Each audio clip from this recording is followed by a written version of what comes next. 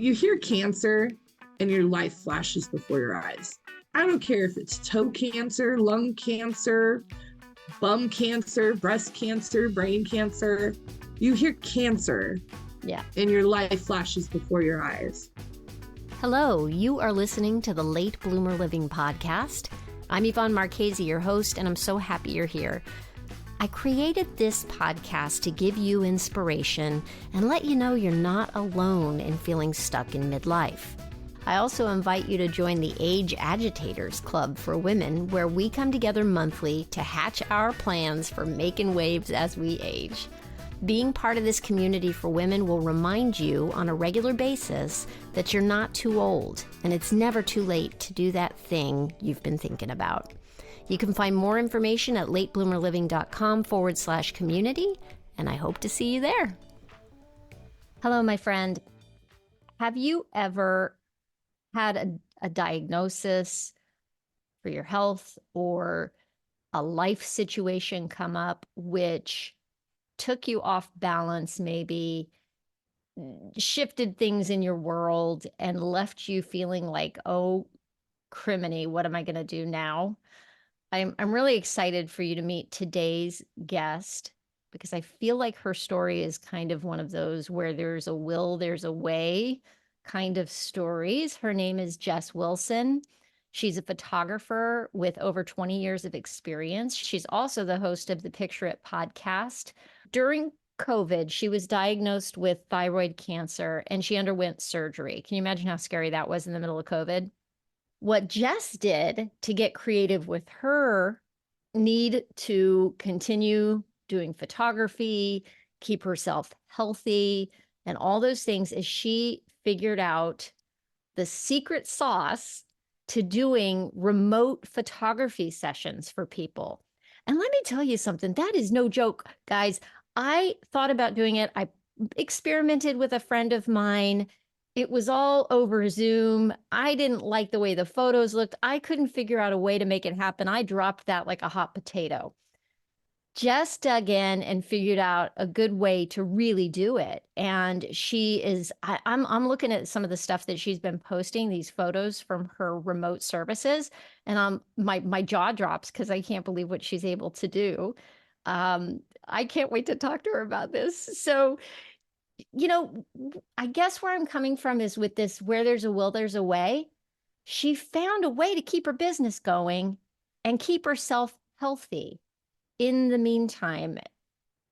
Oh, did I also mention she was homeschooling her grandkids for like 6 years in the midst of this? How do you run a business and homeschool your grandkids at the same time? Okay, so these are all questions I have. It's an amazing pivot she's made. Jess, thank you so much for being with me today. Well, thank you, Yvonne, for all of the love and for having me on here. I'm giggling at watching your face as you're saying these things. I'm like, oh no, okay, bring on the questions. Let's go. Oh my goodness. Well, why don't we go back to what your life looked like pre-COVID for a second and your photography business and what you did. What was that? What was your normal? By normal for back in that time frame. So I have to back up a little bit further. We moved from Arizona to Utah about 8 years ago now. And we moved here for my husband's job.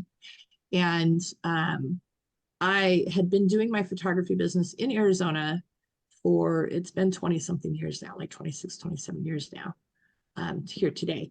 And I never marketed out of state because I never planned on moving out of state. And I was just your hometown, small town life photographer because I did branding pictures and event pictures for our local businesses. I did birth sessions. I had family sessions. I had senior portraits. We lived 5 minutes down the road from a destination resort that a lot of people came up from the valley to use for weddings. So I shot a lot of weddings. So I called it life photography. When we moved out here to Utah, I had made some connections with some other photographers on Facebook so that I wouldn't totally not know anybody, but that was only like 2 or 3 people. and I had to start from the ground up. So the first year I started trying to just meet people and make connections and get stuff going. And it was hard. It was a struggle. And it was such a struggle that I ended up taking a part-time job that I was working from home while still trying to grow my business. And I ended up giving up for a year. I was like, this is too much. I can't handle it. So I took a year off. And as you know, if you are ever in any industry that you're in, I always say, if I ever say I know everything there is to know about photography, I am a master photographer. Like, that's it. There's no room in this brain for me to learn anything more. Then someone just needs to like take my camera away, because that is so not the case. So I used that year that I took off of actually like trying to do client work, and I focused on personal projects, and I focused on continuing education, learning about different things. And while all of that was going on, I was having different health things that were going on. My hair was falling out. It's normal to lose like 100 hairs a day, like on your head from everybody. But it was like literally I could pull chunks of hair out of my head. Thank goodness that I was blessed with really thick hair. I was having trouble sleeping. I had done a yoga workout and came up and had the room spins, like maybe I had just drank a whole bottle of Fireball all to myself, kind of thing. I don't know if you've ever had room spins from drinking too much, because that's the only time I've ever Oh gotten no, them, not me. that's No, that's never happened to me. like, there's nothing like coming up from a downward dog and having to sit down and being like, whoa, what the heck is going on here? Anyhow, there I gained like 30 pounds that would not go away. And when we lived in Arizona, I went to the gym 5 days a week. I didn't count calories, I counted macros. So I was tracking like my protein intake, my carb intake, my fat intake, my water intake, making sure I get enough sleep, like all of those things. And it just like nothing was working the way that it was supposed to work. And when we had left Arizona and moved to Utah, my family had undergone a bunch of trauma. And I had assumed that my body was just doing all of these things to react to the trauma of what was going on, because as mom, as grandma, as leader of the family, I mean, I'm not like the head of the family, that's my husband, but we know that the moms are we're the engine that keeps things going. He's just steering the car. And I figured that it was because I was so busy doing all of that stuff that I wasn't dealing with things the way that I needed to. And so my body was reacting to that because I tend to stuff stuff. Anyhow, ended up being, I went to the doctor. I had the very first doctor. Stop me if I'm going into too much here. I went to the first doctor and he was like, you're just fat. You need to lose like 20 pounds and all of your symptoms will go away. And I looked at him and I was like, and you have horrible bedside manners. Because if you looked at my chart, you would see that I have been lifting weights every single day, 5 days a week, and that I have maintained 175, I'm 5'9", 175 pounds for the last like 12 years. And now all of a sudden, all this stuff is going on and 30 pounds have just showed up out of nowhere with no return address. Like, you're not looking at the notes of what my lifestyle is like or what I've got going on. So you're fired. Good for and so you. I fired him. And I ended up going through, so we've been here in Utah for 8 years. And I want to say, and I had my surgery 3 years ago. So I'm 2021. So I will say between when we moved out here up to 2021, when I had my surgery, I fired probably about 9 doctors. Now, I will add a disclaimer here that I know that I'm very, very, very blessed to be in an area and have insurance coverage that allows me to do that, because not a lot of women have that ability. Some are stuck where they only can go to certain doctors because of their insurance, or there's not enough doctors available in their area that's easy for them to be able to access and get into that will help them, kind of thing. So I understand the blessing that I have in having been able to do that. Couple doctors down the line, and one of them looks at me and was like, oh, you have a goiter. I was like, what's a goiter? He's like, this growth on your neck. I was like, this is not a growth on my neck, this is fat. I just have a fat neck. And he's like, no, it's a goiter. And so then I started looking at it in the mirror after he pointed it out. I was like, oh, we're going to name you. So I named her Lucy. And yeah, I ended up with goiters on my thyroid. I had a lot of misdiagnoses. Like I said, the very first doctor I saw was like, oh, you're just fat and you need to lose weight and something, so I'll go away. Doctor that found the goiter had me tested. I tested for hypothyroidism. There's hypo and hyper. Hypo is the one that makes you gain weight. I always remember that for me. This is not to bother anybody else. Hypo hippo, because that's how I felt. Hyper is where you lose weight and cannot keep on the weight. But all the rest of the symptoms are pretty similar. You have trouble sleeping, you have night sweats, your hair is falling out. Some people have skin issues, blemishes, that kind of thing. Anyhow, so I got diagnosed with that. They did a biopsy. They wanted to do a biopsy on the goiter to see if it was, and the goiter is just where it's a growth on the side of your thyroid. Think of it as kind of like a blister in there that's just growing off the side of your thyroid. So they did a biopsy where they stuck a needle in there and took some cells. You guys, let me tell you, they're like, oh no, you're gonna feel a little bit of pinch. And I'm like, holy hell, that was not a little pinch. And you can't move, you can't swallow, you have to hold your breath for that minute while they're doing it. So they hit just the right spot. It was awful. Scary. Yikes. Yeah, it was scary and it was awful. I was like, I'm never doing that again without demanding that they like put me under or give me some laughing gas. I mean, even at the freaking dentist, at least they give you laughing gas. Like it's not just like oh, here's a local, we're gonna numb you, but something for the effort. Oh my goodness. Might feel something. Yeah. Anyhow, the biopsy came back as saying that they felt that it was more than likely that I had thyroid cancer, but it wasn't 100%. It was just more than likely. And I was like, well, they say doctors practice medicine for a reason. You're practicing medicine. Until you can tell me 100% I have thyroid cancer and need to have surgery. Sorry, don't know what to tell you. And they're like, we don't have a test for that. I'm like, there's ways to figure it out. Like you figure it out or you don't, but I'm not doing surgery. So then I embarked on, from the time frame of my diagnosis, about 3 years. Yeah, about 2.5, 3 years. I completely changed how I was eating. I adjusted my supplements that I was taking. I'm very much into woo-woo. So I did some energy healing. I did some generational healing. I made priority for my self-care so that I had time to decompress on the regular and deal with things. Like I said, adjusted my health and nutrition stuff. Started using teas, doing seed cycling, went off birth control, all those things. And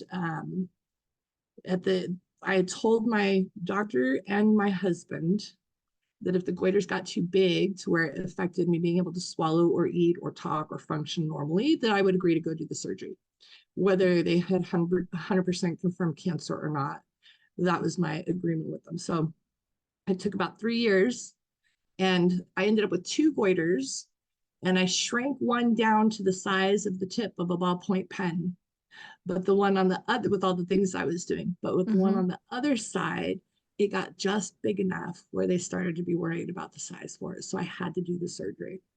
So I went and did the surgery, and they were like, we could take half of it out, we could leave half, da da da. And I was like, no, take the whole thing, because I will be damned if I'm back in here in the same spot 3 years from now having to do the other side. There's 2 goiters, one on each side. Yeah, really. I mean, why would you go halfway if they're going in? Like, I don't want to repeat this. This is not a process that I'm enjoying and want to repeat.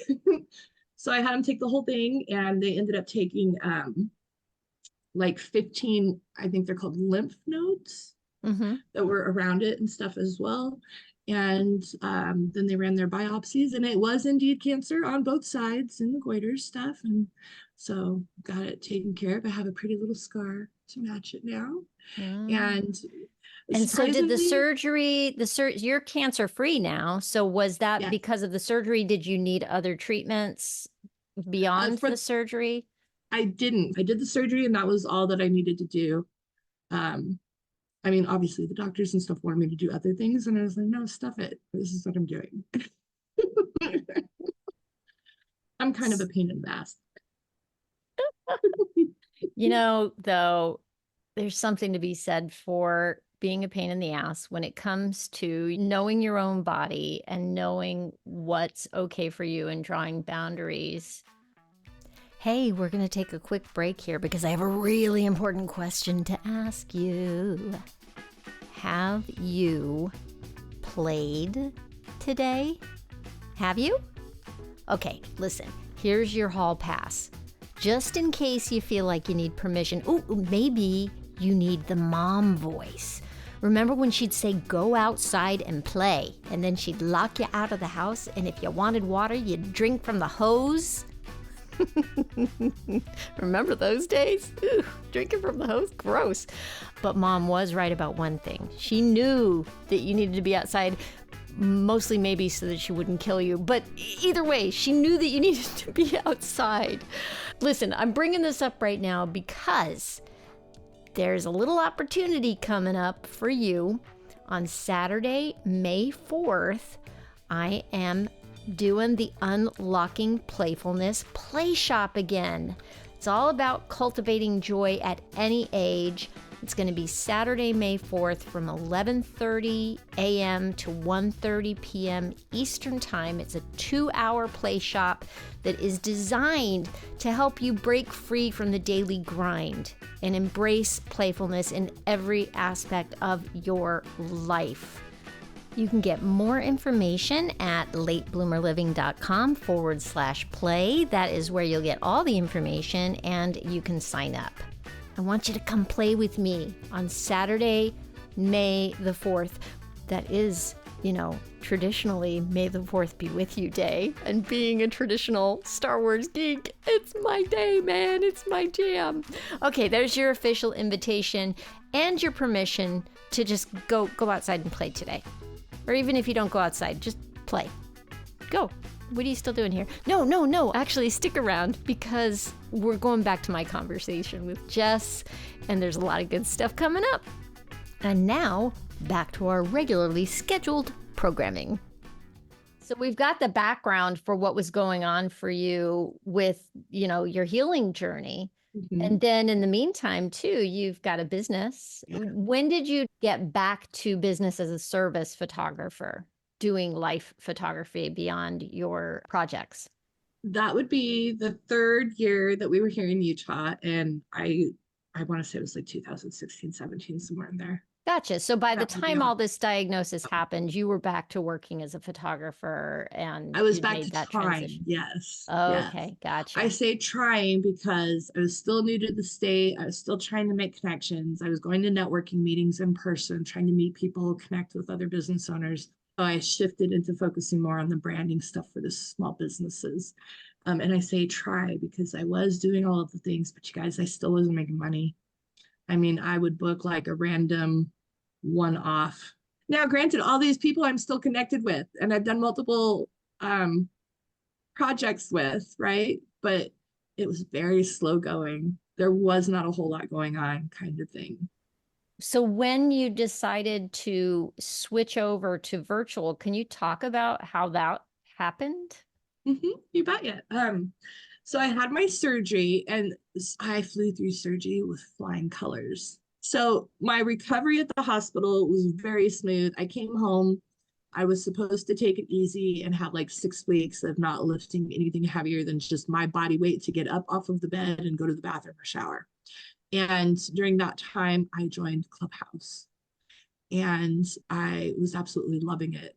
When I first started on Clubhouse, I was advocating for women's health and doing a ton of rooms on a regular basis, talking about health and wellness and advocating for yourself and different autoimmune stuff, like all kinds of health stuff. Anyhow, I had people start to say, I would love to do pictures with you, but I'm in Canada or in Utah. How's that going to work? I'm like, I don't know, because you'd have to pay me a lot to travel to go do pictures right now. And there were a couple of photographers that I had followed during COVID, who were doing the remote sessions. And I was like, that is fantastic. Like, I want to come back to that and look at that a little bit more. I think that's a great idea. Put a pin in it. And then I had my surgery, didn't think anything of it.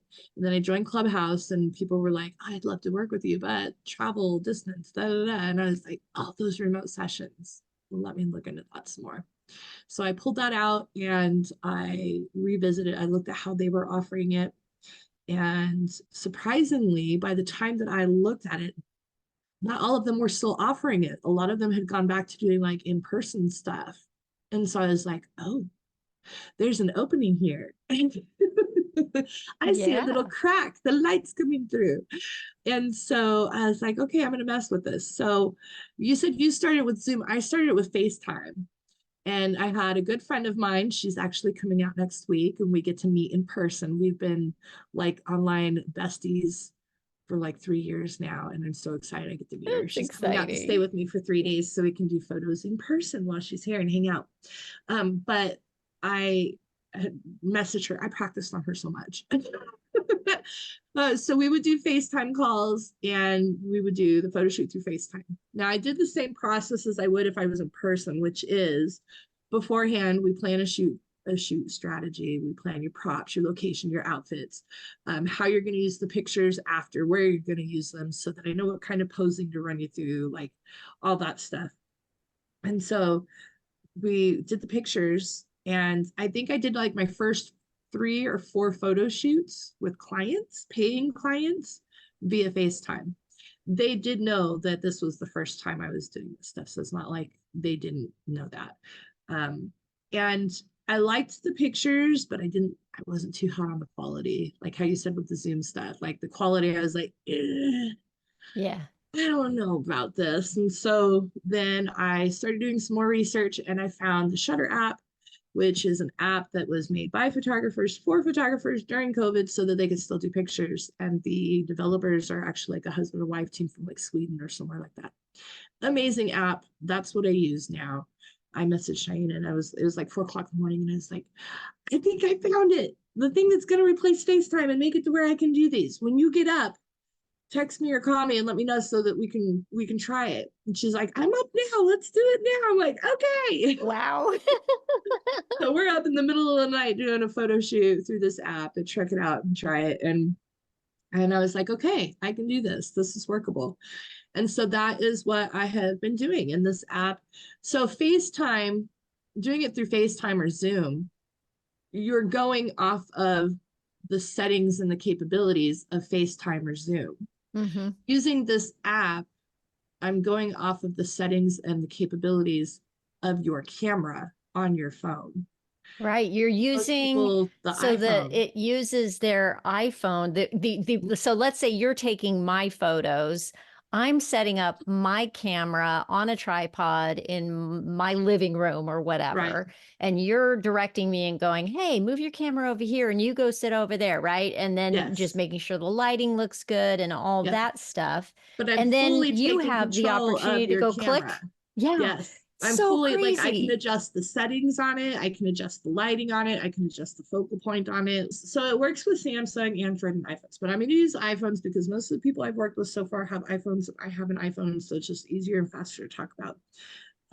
Most of our iPhone cameras, you can print almost up to like a poster size. Now, is this something where you like want to hang it into this big beautiful canvas that you hang over the fireplace for generations to come in your manor?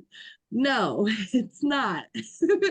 But if you want an 8x10 to put on the wall or to put on your desk or 4x6 to stick on the fridge or to send to grandma to put on her fridge, if you want prints to put into your family album or prints to put on your wall, and you can get to pretty big size. There's a certain amount of pixels, and if you have that amount of pixels, you can print anything you have on your camera roll up to pretty big sizes, as long as it's a good picture.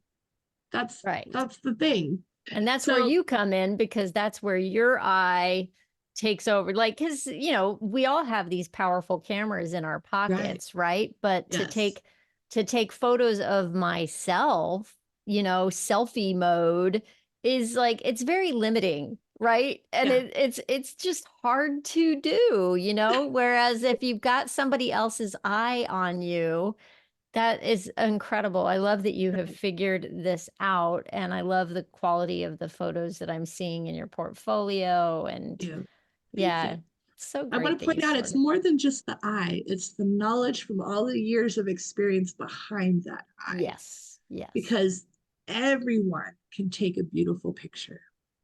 Everyone can be a photographer. Everyone can pick up the button and push the button and take the beautiful picture.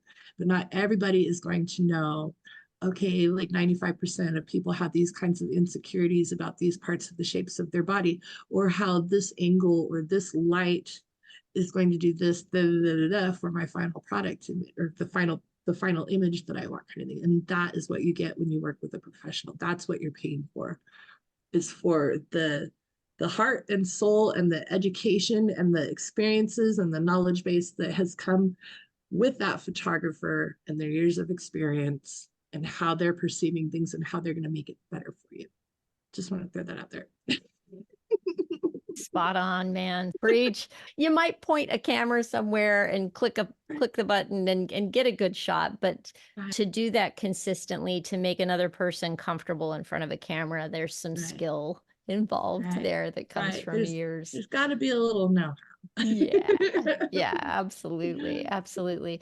I love that you have figured all of this out and made it work despite and around the challenges. I don't know how you have fitted into doing the homeschooling for your grandkids in the meantime, too. Very, very structured calendar. If it is not on my calendar, it's not going to happen. Like, there are no ands, ifs, or buts about it, because if it's not on my calendar, that's usually my time that I am getting to rest and unplug. So my health is number one priority. My family is number two, right behind my health, because I have to be feeling good and healthy to take care of them. And then my business comes after that. And so I call it a come to Jesus talk about what my schedule looked like and what was most important to me and how to make all of that work and fit into it. And that was what I came up with. So yeah. So the whole experience of being diagnosed with thyroid cancer and going through the healing process and pivoting your business, what have you learned about yourself? I would love to say that I had like this wonderful, earth-shattering light bulb moment. But I really, well, I guess I do. To say I really don't, because I feel like I'm kind of the same person, same values, characteristics, perspective as I had before, with the exception that it did flip my give an F button. I don't know if I'm allowed to cuss on here, so I'll just call it that, my give an F button. And that give an F button was, you hear cancer and your life flashes before your eyes. I don't care if it's toe cancer, lung cancer, bum cancer, breast cancer, brain cancer. You hear cancer, Yeah. and your life flashes before your eyes. Yes. And the fact that I got that diagnosis, and it was kind of like, okay, we're going to figure out what we need to do, and we're just going to do it. But in doing all of that, I realized how much people pleasing that I've done, how much clients in my business, in my family, with my friends. And I was like, yeah, I'm not going to do that anymore. And then also with my husband, it just made it to where there were things that I had let coast before, where I was like, no, life is too short. And I don't have the time, the energy, or the patience to deal with this BS anymore. Like, these are my boundaries. You go by them or you don't. And if you don't, that's fine. No harm, no foul. I can still be friendly with people. I can still be professional people. I can still smile and say, hello, how are you? And actually really care about how you're doing, kind of thing. Or we could just have no contact, depending on how you're trying to violate what my boundaries are, kind of thing. So I guess that would be the thing, is that it helped me it flipped my give an F switch, because before I might have been like, oh, I don't want to say that. I don't want them to think I'm being an asshole. I don't want to hurt their feelings. But now I'm okay with like, hey, you may think that, and I may hurt your feelings, and that's not my intention, but you don't get to talk to me like that. You don't get to treat me like that, or you don't get to tell me what to do. I'm the boss. You know what I mean? So that would probably be my biggest thing, is that Yeah. my give an F button got flipped to where I still give an F, just not about as much stuff that really doesn't matter as I used to before the whole diagnosis. Yeah. Yeah. What was it I saw recently that was like, it's that whole idea of peace at any price. It's like, Yeah. it's like, nope, no more of that peace at any price. Yeah. It really, yeah, learning to set boundaries. Yeah. Woohoo. It's made a big difference. The not having to do the piece at any price anymore has been amazing. Like it is life changing to not have that energy weight going with you everywhere you go throughout your life, because it's just gone once you set those boundaries. Anyhow, I'm gonna get like too into that. That's a whole nother conversation. That would be what I learned. Oh my goodness, that is incredible, incredible. So, how can people find you if somebody needs a remote session from you, or what's the best place for people to follow up with you? Okay.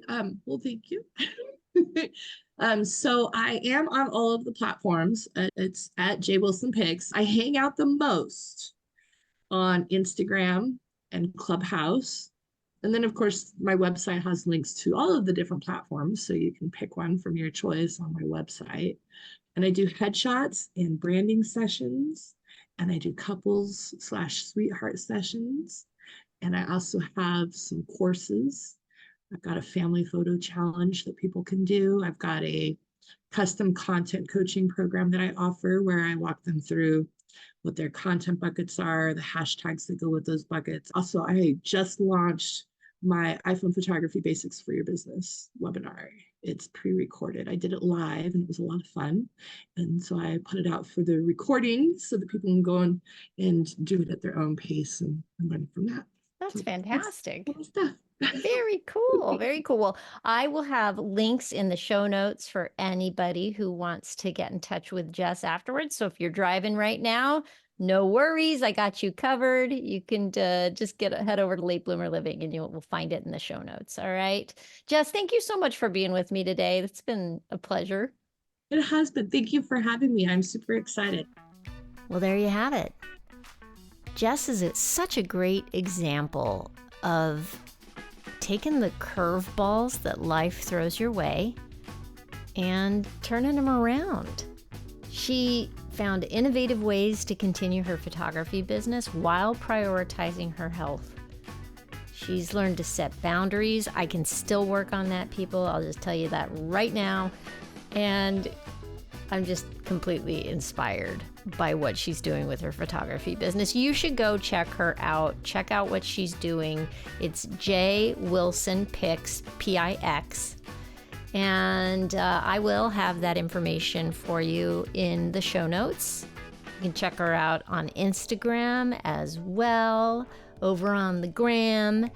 And hey, just a reminder, Mother's Day is right around the corner, and I have the perfect little gift that you could hint to, the hubby or the kids or somebody and say, hey, there's this cute little book called In Full Bloom by Yvonne Marchese that would be such a perfect little Mother's Day gift for me. I'm just saying. Okay. Oh man, I've clearly tickled myself. There you go.